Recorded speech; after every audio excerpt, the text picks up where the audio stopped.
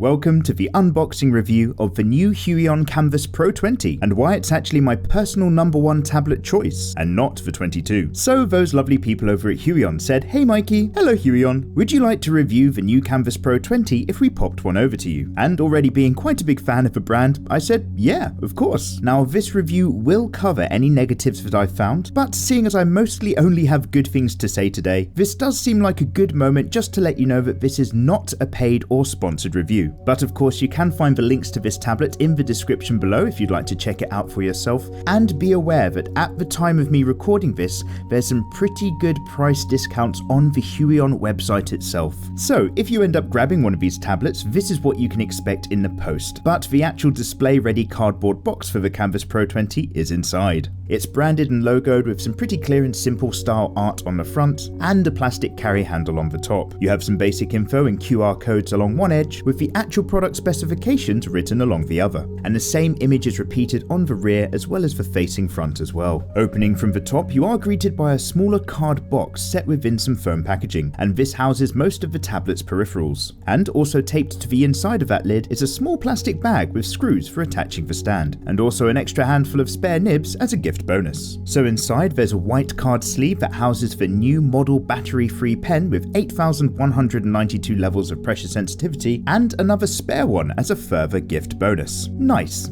You get a power plug for your specific country, Rule Britannia, the power adapter for the plug, the USB connection lead for the tablet to your computer, a VGA connection cable for those of you trapped in the 90s, and a HDMI connection cable for everybody else. Then you have a Huion branded dust cloth for wiping down the screen without damaging the surface, and the new donut style weighted pen pot that has the spare nibs within. So that's quite a few nibs to go with that extra bag. And at the bottom is an Allen key with a screwdriver head so that you won't need to find one yourself, and have everything you need to get going straight out of the box. The majority of the Kamvas Pro box is packed in with polystyrene, and there are some further bits attached at the bottom. This comes with an artist glove, which I personally used to do without, but nowadays I do consider essential after having to clean some filth off of a previous screen, and a little CD-sized card instructing you to download the latest drivers from the Huion website. There's the setup and instruction manual, which we'll of course never read, a little warranty card, and then what I was probably supposed to find first, the little Huion thank you card for choosing their product. Always a classy touch. Then wrapped in further packing material is the quick release display stand. This is the classic design that you will find on almost any Chinese branded table ready drawing tablet. Sandwiched securely inside the two polystyrene halves is the new Kamvas Pro 20 itself. It's sealed in a plastic bag to keep it factory fresh, and has a further screen protector layer on the front of the display surface.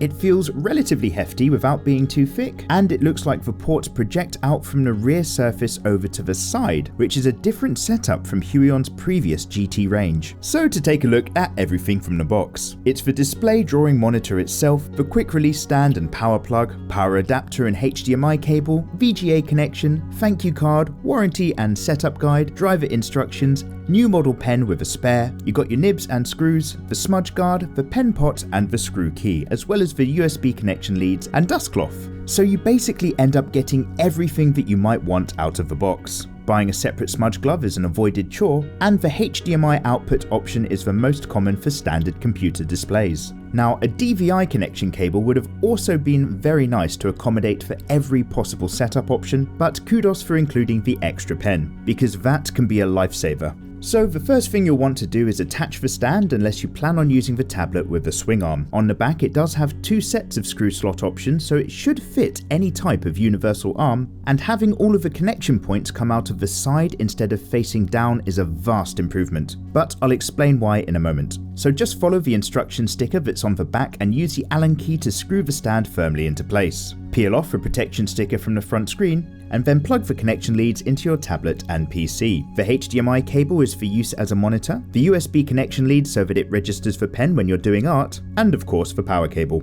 So here's what the new Huion Kamvas Pro 20 graphics drawing tablet looks like when it's in a small workspace like my own, sitting next to my normal 27-inch monitor. The stand itself is fairly deep to keep the tablet stable, and I work in a very shallow desk surface, but it can essentially run flat at the back of my desk by folding the quick release stand up and thanks to the rubber grips on the base, leaning it back to the wall, or in my case propping it over a speaker. This manages to keep it pretty firmly in place and run flush with my other monitor. It has a 1920 by 1080p screen with a textured glass surface, so there's no separate plastic layers here which can eventually peel away, and it's all framed in a dark grey robust plastic housing. The front of the tablet appears to run flat against the desk's surface like similar models that use the same stand, but if you look closely there is a slight gap, as with this particular model they actually put small plastic pegs round the back, and these actually take the weight of the tablet when it's tilted for use, avoiding wear and damage to the actual shell.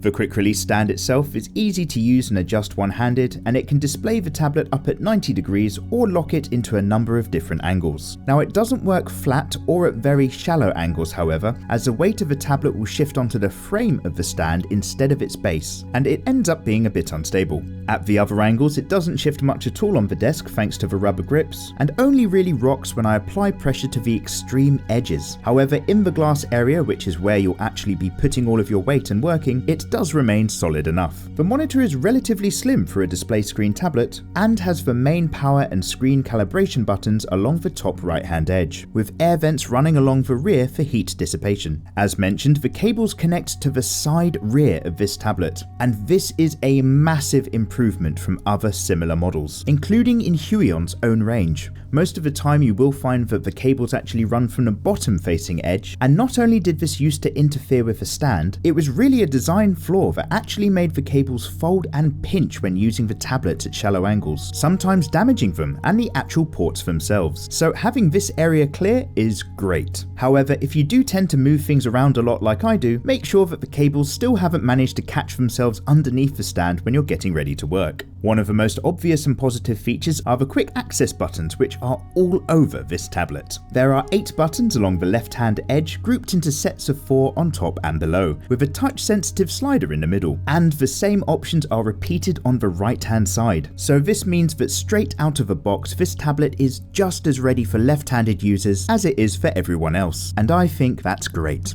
The actual set of the buttons does shift ever so slightly inside the housing, but only by a fraction. They feel fine to use and do depress with a bit of a click. Now they aren't given any soft rubber or overly tactile surface which would otherwise start to wear away from long-term use, and both sides feel easy enough to navigate by touch. Although at least one button in each of these groupings I would say could benefit from having a raised dot, similar to the F and J keys on a keyboard. Holding onto both sides does work ergonomically, but for the lefties who might use that right hand edge, do be careful to have those cables tidied away. Now you're certainly not going to accidentally unplug anything from here, but you also don't want the distraction of those cables brushing your fingertips. Now the colours on this tablet are really bright and vivid straight out of the box, though the screen can catch a little bit of soft glare due to the textured surface compared to my standard monitor, but the visual edges look really sharp even in close. And this tablet actually has a really wide viewing angle compared to a lot of others, and I noticed that it managed to retain both its values and contrast even when I was shifting up and down from the center. So overall it's a really nice screen image, and as it can display upright at 90 degrees, I do find it's good to go for watching some films on as well, although you might not be sitting that far back from a 19.5-inch screen. I personally find a grey background is the best way to see any differences in color temperature between my two screens, but you need to make sure they're at a similar angle and catching the same amount of light. So out of the box it is ever so slightly cooler than my main monitor, but not actually so much that I felt the need to adjust it, and I'm usually very picky about such things. So you can use the monitor adjustment buttons to make a number of changes, including the color temperature options, whether you want to go for their preset tones or adjust the RGB values yourself. The pen's pot is the new donut design with the Huion logo at the bottom, and it unscrews easily to house all of the spare nibs on the inside, with the metal clip at the center to help pop them in and out of the pen. It has a cross divot on the finished surface so that you can lay your pen across it to stop it rolling off the desk, or in a similar manner to old school ink pens, just pop it straight into the top, and this way up is actually more secure than on its side. As for the 8192 pressure levels battery free stylus pen, you can see that it's got a nice length with a flared grip at the end and a round profile. The buttons are easy to track with your thumb and fingers, and the textured finish on the grip feels nice to the touch.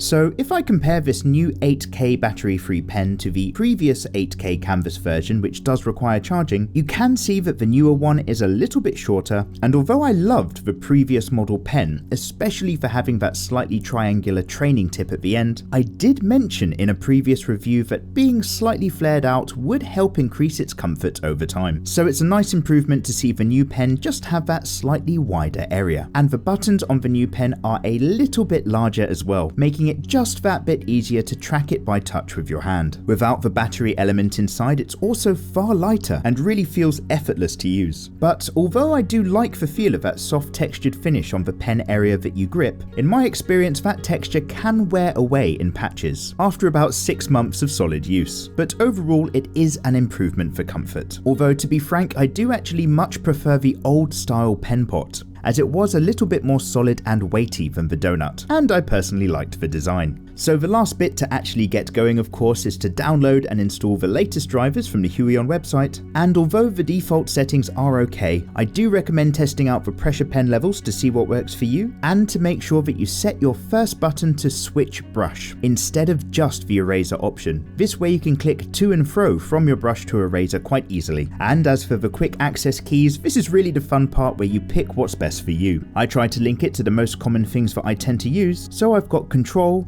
Alt, Shift, and then the undo buttons just above the slider nearest my thumb, then Enter, Escape, R for rotate, and Save right at the bottom. And then I recommend a big cup of tea, which is optional. So of course you really cannot review a drawing tablet properly unless you're going to sit down and try to do some art for an extended period of time. So I got to grips with this over the evening to let you know my overall feelings. Now, full disclosure, I've been using this tablet for a while, as it has become my personal main choice. So I'm just going to explain quickly why this is my recommendation compared to the very similar but slightly larger Huion Kamvas Pro 22. Now, the 22 has that slightly larger screen, it is a superior tablet, and it has 2 extra quick access keys on either side, and that is great. But much like my review for the Kamvas GT191 and similarly sized tablets, 19.5 inches of working area is actually plenty to lean into, and on a 22-inch monitor I personally find that I don't actually work in any of that extra screen space. And I'm reviewing this tablet not just on its quality,